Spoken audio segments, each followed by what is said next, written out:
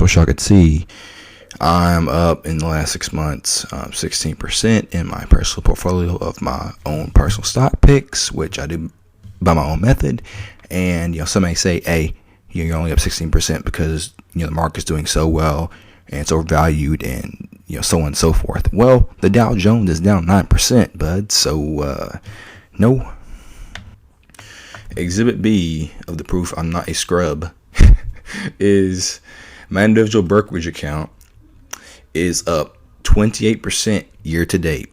And the craziest part about it is this is just my portfolio. It's not including all the profits that I've already taken, because I believe that this market right now is sort of overvalued. So I've taken an additional maybe 12 to 15% profits. So if you include my profits I've taken and my portfolio right now, I'm up like 40 to 45% year to date. And if you look at the Dow Jones as compared, it's actually down 7%, and the S&P 500 is about break even. And some may say, Logan, you're only doing well because your portfolio is so tech driven, it's so growth stock driven, and it has a lot of NASDAQ companies in it. And though that may be true, it has a lot of NASDAQ companies in it. NASDAQ is doing excellent. It's up almost 20%. That is fantastic. But I'm still up in my portfolio 8% over the NASDAQ. And if you include my profits I've taken, I'm up at least like probably 15 to 20% on the NASDAQ. Okay.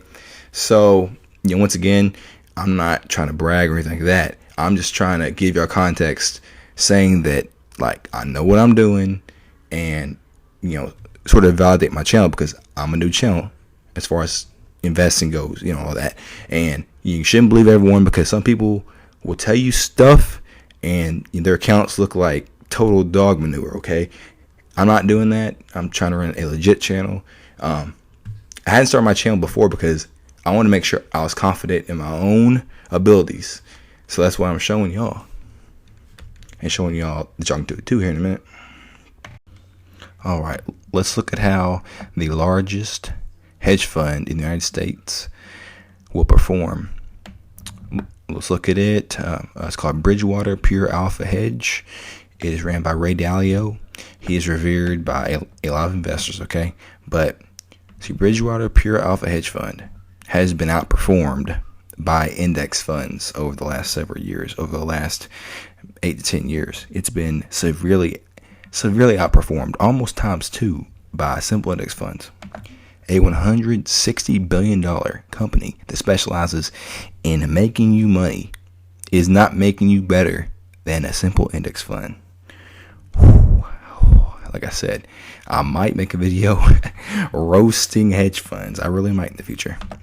But anyways, the compound annual return of Bridgewater after fees was only 3% between 2012 and 2020. So you're getting 3% a year. That's barely covering inflation.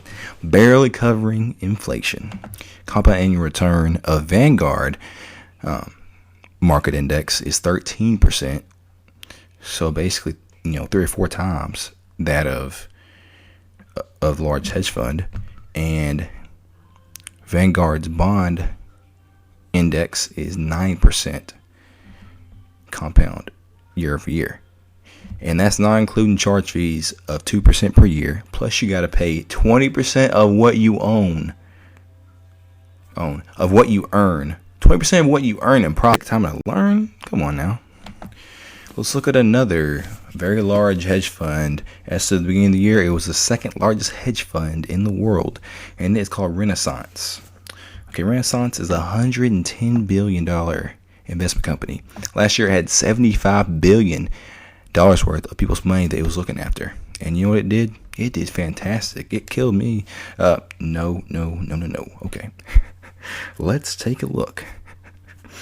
Renaissance Technologies by Jim Simons, was the CEO, lost almost 21% this year through the first week of June in its market neutral vehicle.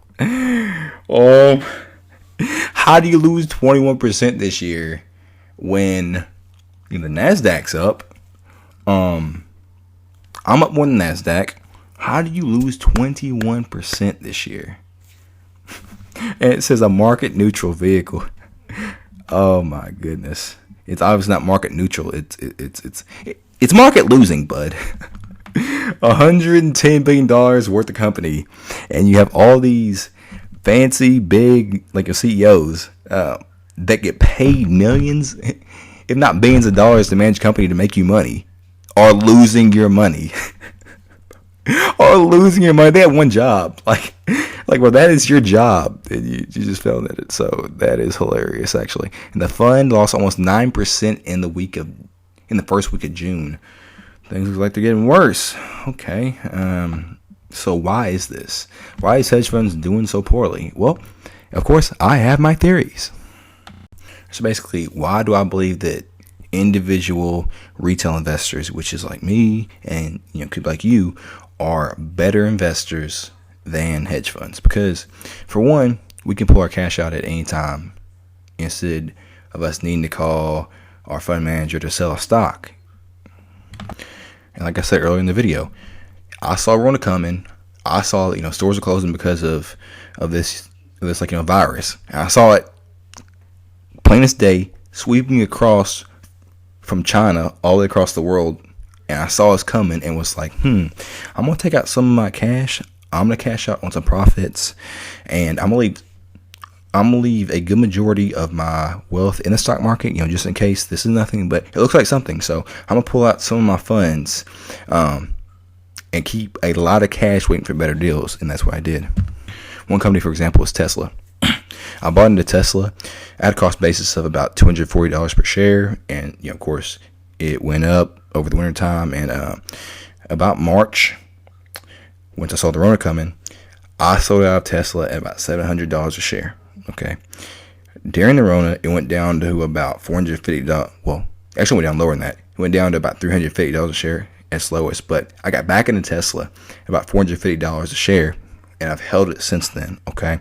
So I bought back in at $450, and I've held since then. That made me a lot of profits, just doing that too. Hedge funds don't do this, and they can't do this. As many clients as they have, and as many wealthy clients as they have that have so much money in the stock market and so many shares, funds don't have the man can recommend trading in and out of stocks like I did with Tesla. I don't usually do that. I'm usually a long-term investor, and that's my focus. Okay, I'll take profits if a company gets overvalued, but I'm mostly long-term. This was just a once in a decade, possibly once in a generation type thing happening, and I saw it coming. So why not use my advantage as a retail investor and maximize my profits by selling out high and getting back in low and riding this baby back up? Why not? Another example of why retail investing is better and how I was able to outperform indexes and hedge funds is because I always keep 10 to 30% cash at all times. I don't care what's going on. I don't care how low the market gets. I'm keeping at least 10% cash, because no matter how low the market gets, the market can get lower. It can happen. I don't care what percent chance is. If it's 1% chance it can go lower, it can get lower. And big funds don't always have each person's funds in front of them, to buy shares at a certain time, like I said before. Which brings me to my next point. Hedge funds are so detached from reality. They're not good at picking stocks usually, especially not good at picking the stocks that make the most money, which is like growth stocks, because they don't know the trends. They're so detached from reality. Like they eat, and not all of them do, so I'm not trying to overgeneralize, but for most part, people who make millions and billions of dollars are eating like $200 steaks for most of their meals, and they don't go out to common restaurants that are really good to see how good their business model is.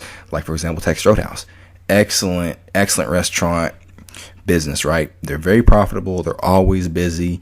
No matter where you go, for most part, whether I'm here in Kentucky, whether it's here, whether it's in Tennessee, whether it's up in Michigan, Texas Roadhouse are usually busy, and they have good quality service and food and all that, right? They don't know that because they don't eat there.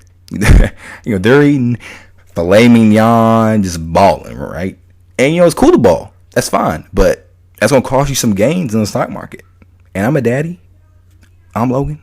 I'm a daddy, but I be getting my stock gains because I know what the heck's going on. So, or like, same thing for Chipotle. Same thing. In the same manner, but a different sector, it's the same. Seeing trends for social media marketing and for clothing trends. For example, so basically me being 25 years of age, me not having any degree in finance or business, taking one college class of economics, which is macroeconomics, my only business or economics class. I think because I had to. You can learn all this stuff, like I said earlier, off YouTube, of Discord chats, and things like that. My college degree is in criminal justice. Like, I studied the law and I studied, some political science stuff, but nothing to do with business or economics. Like, I learned how to read income statements, balance sheets, us the conference calls, 10Ks, 10Qs from people on YouTube, and from people who had done it before. So, it's not any sort of rocket science. Maybe 25 and me being 25 and outperforming hedge funds, okay, or indexes. It takes time to understand it. It takes trial and error, of course, and it takes different resources. So, and you might say you're pretty new to the game, and it's just because the market's been so good, which I'll show you the market hadn't been so good. But anyways, you can say that, and you can follow me in my journey on this channel over the next few years and see how I do. And I'm making a lot more videos too, analyzing companies and giving my own thoughts, my own unique perspectives on it, and on different companies. I might be analyzing Smile Direct Club.